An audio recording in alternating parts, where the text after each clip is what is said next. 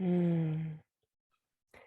And so all of this is showing up. All of these really these stresses in the nervous system, right? Just, yeah. And can you feel, even though all of this is showing up on the surface of life, can you feel what is still and unmoving underneath it all? The being that is not touched by any of it.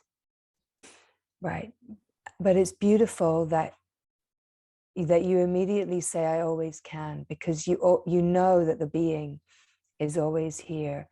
And yes, the noise on the surface has been pulling the attention. When the noise on the surface is pulling the attention, the habit is to try to sort things out on the surface. But the only way to calm the noise and in a way find resolve to what's making a noise on the surface is to actually fall deeper into the being.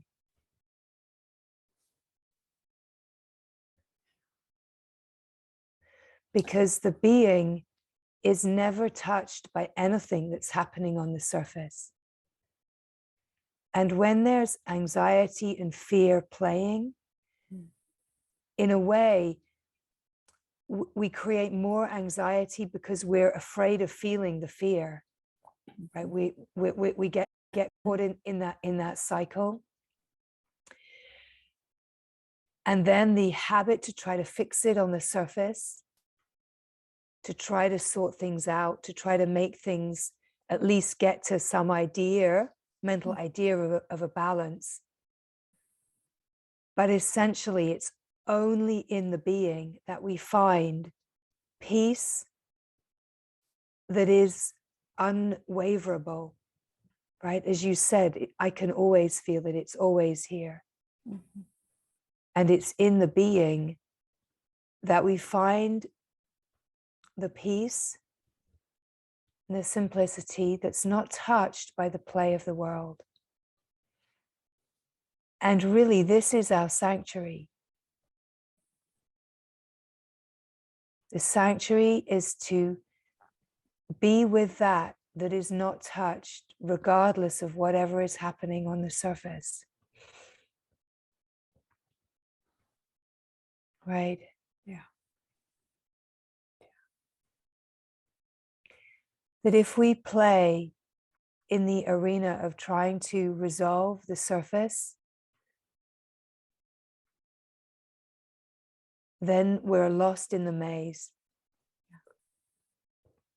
Sometimes it takes to come into the environment where the wisdom is shining, and everyone is in the knowing of the being and getting lost and capsized, because the process of deepening into the being, in a way, the unraveling into unity, it requires us to keep getting lost in order to gather those parts. We're gathering what is unconscious in us. And what is unconscious in us, of course, we don't know until it tries to surface. But if there is stuff hiding, we cannot rest fully in the being, because there are these unconscious places that are constantly trying to pull the attention. So just as you're speaking of, it's very old. It's stress. It's old stress that's held in the nervous system. Of course, the mind interprets the feelings of the stress and creates whatever story out of it that is, ready to sing at the time. But any mental activity that gets involved actually impedes the naturalness of the unconscious coming into the light of consciousness. And it knows how to rebalance. It knows how to harmonize. The mental activity, it impedes that flow, that naturalness, right? So sometimes it just takes to come into the companionship where the focus is this. But the greatest support is in allowing all of the feelings in the nervous system to actually be allowed to come forward into the presence, into the pure presence. So it's the utter allowing, right? What starts to happen is that what seems so real and so concrete, the story and the stress and the anxiety, when it's allowed fully to come forward, right? So first of all, it's to meet all of it as in the presence, in the true presence of being.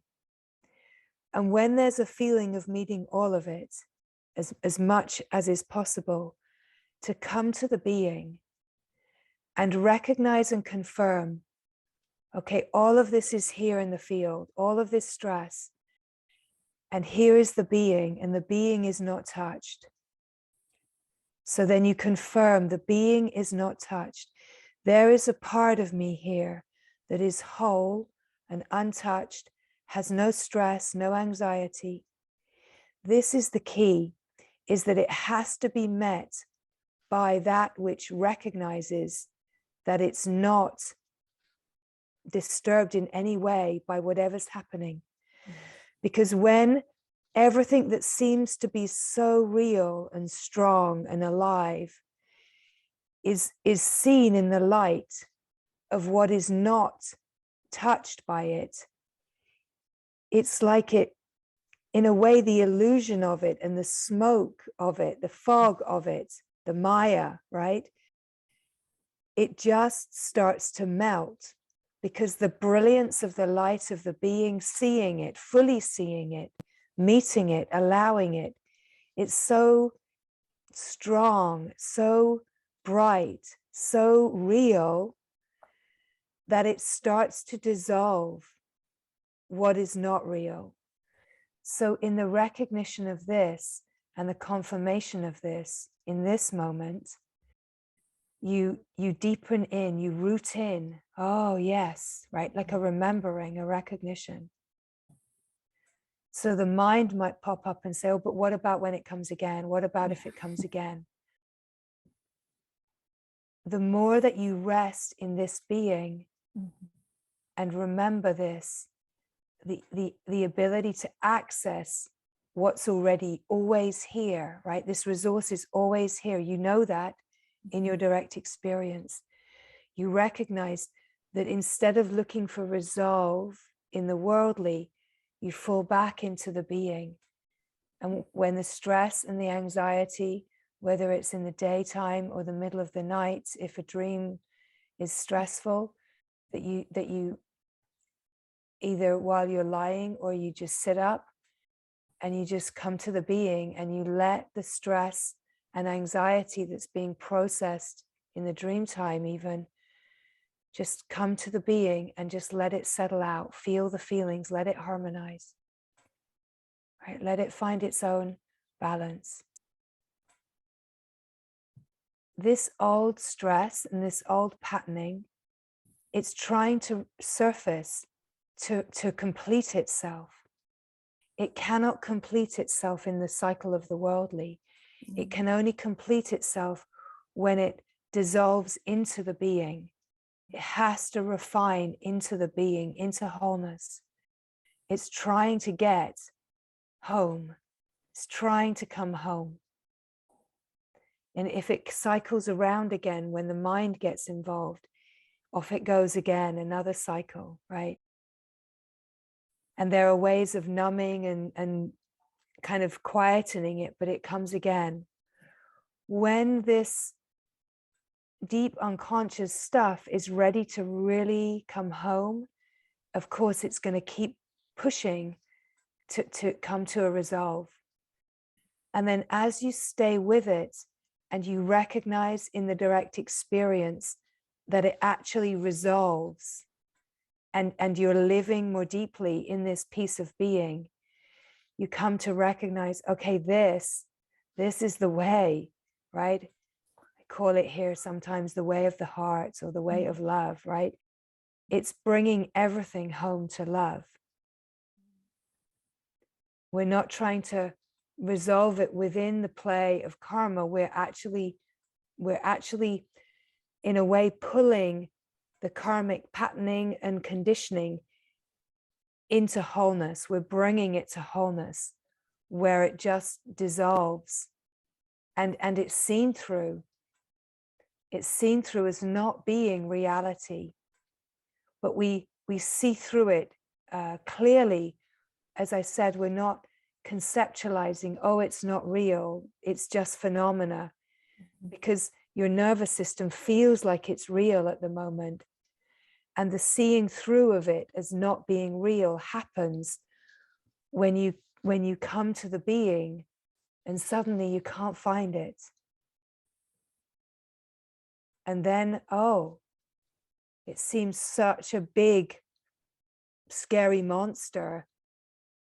And now the lights are on and there's nothing here. And it's always in this moment, right? Yeah. The mind will jump to, but what about? So you watch that. It's always about just this moment. So you can feel that the being is not taking anything personally. The being just is. And then whatever's happening in the body, one, it's what has to be moved through, but it's, you know, the reason that everything arises in the play of life is to bring us to deeper freedom, everything. So whatever's coming forward, it's coming forward to bring you to the being and to meet these old stresses that are trying to surface. And all of that is happening to bring the remembering of freedom, remembering of the eternal infinite being that you are in truth.